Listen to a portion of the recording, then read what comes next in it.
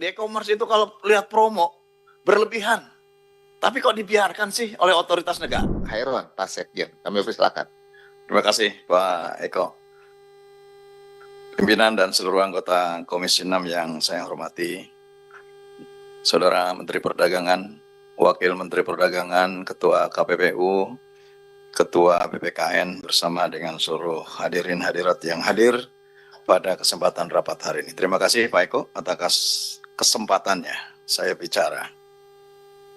Pertama terkait dengan rencana perubahan Permendag terkait dengan PMSN nomor 31 tahun 2023. Yang saya kalau menilai, pertama apakah perubahan ini akan efektif untuk bisa menjaga agar perdagangan atau e-commerce ini betul-betul bisa dijaga pada objektivitasnya. Orang itu kan tidak bisa melihat, tidak bisa menawar, tidak bisa melihat langsung produk yang dibelinya. Dan kalau melihat dari aspek dan pokok pengaturan, saya kira rasa-rasanya memang semuanya ini bisa menjadi pengendali. Tapi apakah dengan Permendag saat ini, Permendag 31 tahun 2023, yang waktu dibahas ini adalah bisa efektif untuk mengawasi, pertanyaan saya sudah efektif atau tidak? Nah, kalau tidak efektif, di sisi mana ketidakefektifannya? Karena setahu saya, Permendag ini sering lahir pada waktu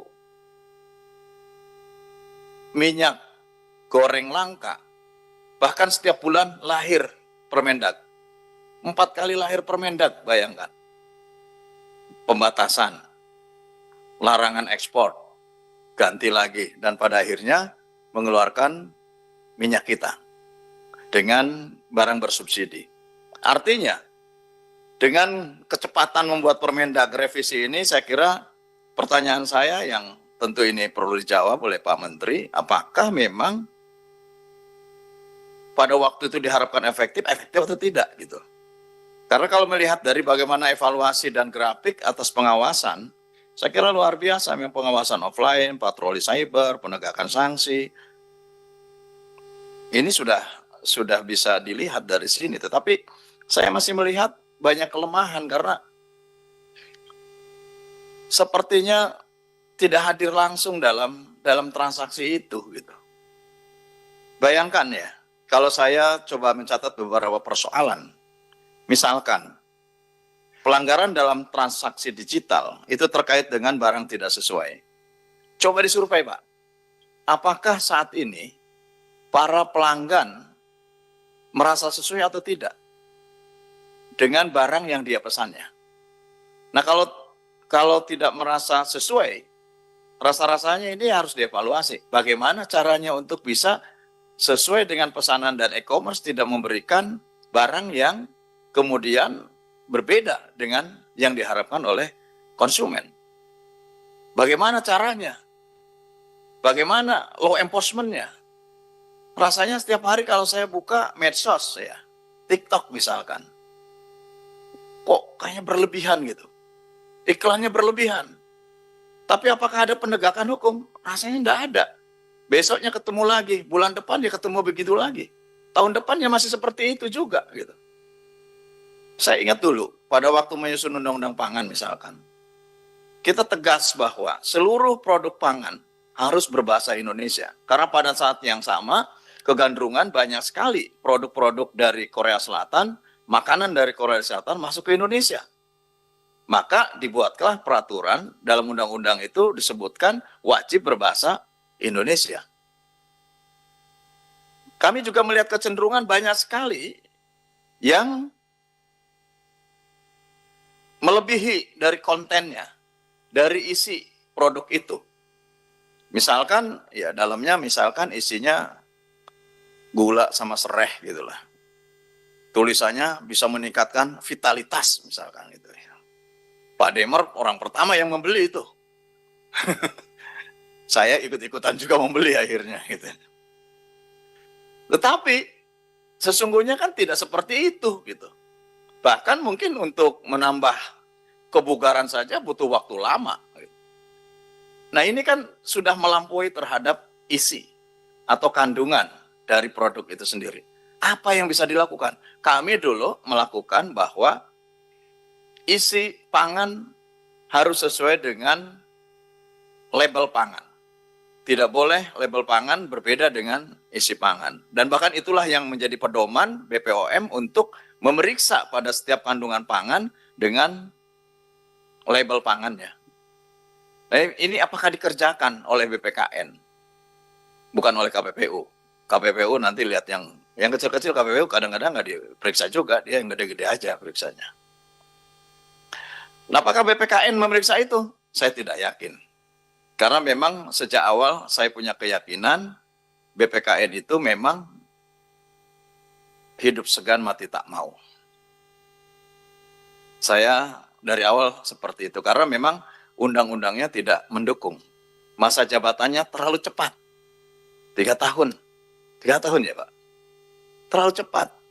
Harusnya 5 tahun jabatan itu sama gitu loh. Itu pun kalau diperpanjang. Sudah gitu komisionernya 22. 22 ya? Iya. Itu dikurangi Pak. Dulu 23 Pak. Kurangi 1. Dulu 23 aja Pak DPR-nya. Jadi 22 dikurangi 1 akibat pembicaraan yang buntu itu. Nah, ini kan situasional gitu. Barang tidak sesuai. Apalagi kemudian masuk dalam penipuan berkedok promo, Pak. Promonya itu berlebihan banget di e-commerce itu kalau lihat promo berlebihan. Tapi kok dibiarkan sih oleh otoritas negara gitu. Yang kasihan kan konsumen. Jangankan orang lain. Mungkin saya juga pernah ketipu juga itu. Saya yakin pernah lah ketipu itu. Pak Sultan pernah ya? Pernah. Karena apa? Promonya sangat menarik. Begitu beli, oh begini kok, oh begini. Malah nggak kepake. Tapi kan kita sudah ketipu oleh promo yang luar biasa. Terus kalau kemudian juga kita nggak jadi beli, refund sulit. Mau mengambil uang kembali ya sulit gitu. Ini kan rutinitas yang terjadi setiap hari gitu. Nah mau direvisi seperti apa lagi? Kalau dalam Permendagnya ini sudah dicantumkan bahwa cara-cara pengawasan untuk mengurangi hal-hal tersebut kemudian akan direvisi. Misalkan platformnya wajib transparan, wajib memastikan legalitas. Ya itu mah wajib, memang itu pasti wajib Pak. Wajib menyediakan mekanisme pengaduan, itu sudah ada kok. Pengaduan sampai hari ini ada kok. Wajib mengikuti ketentuan terkait pemanfaatan AI.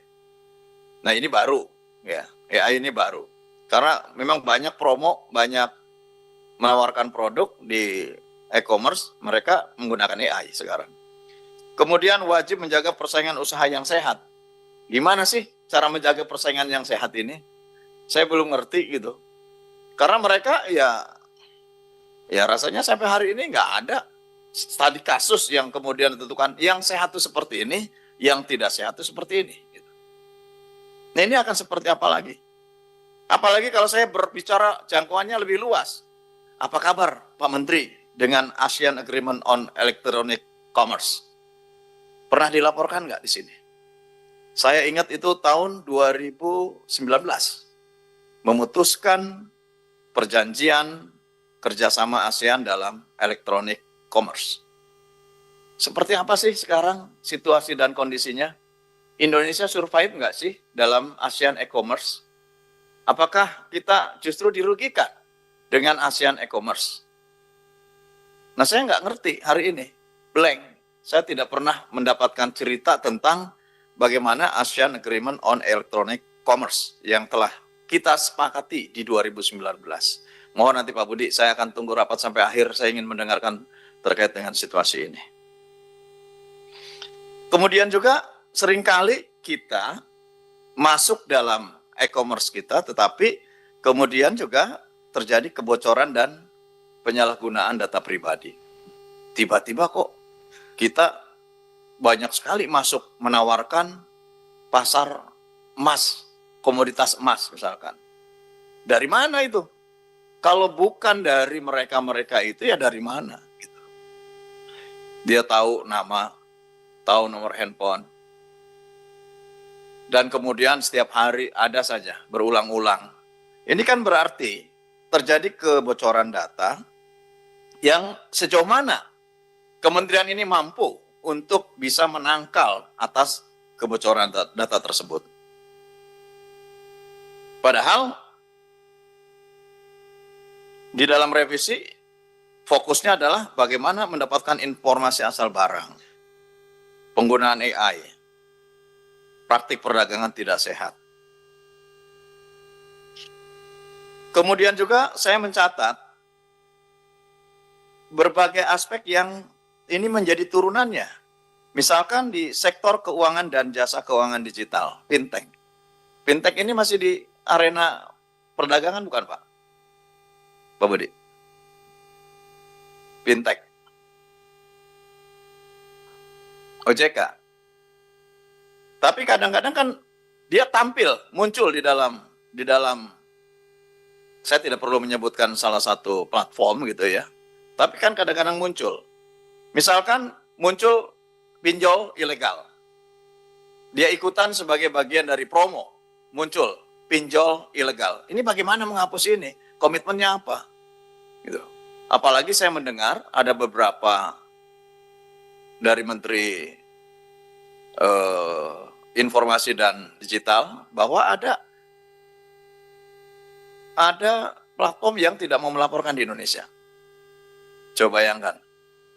Dan saya kira makin lama akses ini makin terbuka, makin tidak terbatas. Undang-undang ini atau peraturan permendagri ini efektif tidak sih untuk sampai kepada mengawasi hal itu? Kemudian investasi bodong. Ini juga sekarang marak, Pak. Gitu. Investasi bodong. Apalagi kalau hubungannya sekarang dihubungkan dengan tupoksi yang ada di Kementerian Perdagangan, yaitu terkait dengan halaman 11, perdagangan berjangka komoditi. Menjamin nggak sih terhadap objektivitas perdagangan komoditi yang saat ini banyak ditawarkan oleh perusahaan-perusahaan yang konon terdaftar di Kementerian Perdagangan sebagai bagian dari perusahaan komoditi berjangka. Dan ini banyak sekali keluhan dan tidak pernah menang, Pak. Tidak pernah untung. Yang untung yang perusahaan-perusahaan gede yang punya uang besar, mereka kemudian mengajak yang kecil-kecil diberikan dulu menang di awal, untung di awal, tetapi berikutnya mereka akan buntung, habis. Terus ini, circle ini terjadi gitu. Nah, bagaimana menjaga transparansi dan akuntabelnya ya saya kira ini harus dijelaskan gitu. Saya juga mencatat terkait dengan keamanan, Pak. Karena semakin kita sering sekarang masuk dalam platform tertentu, maka kita masuk dalam jebakan algoritma. Gitu. Betul ya?